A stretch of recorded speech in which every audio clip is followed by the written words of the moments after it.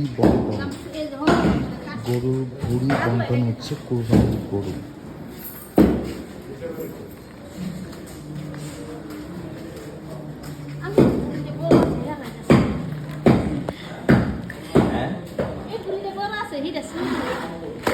আচ্ছা তুমি একটা ভাগ করে একটা ভাগ করে আমার তিনটে ভাগ করে রাখো।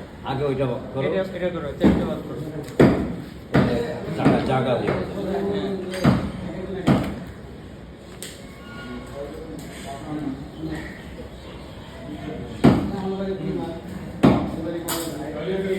শরীরটা আছে না, শরীরটা কাটবে, চারটে ভাগ করো।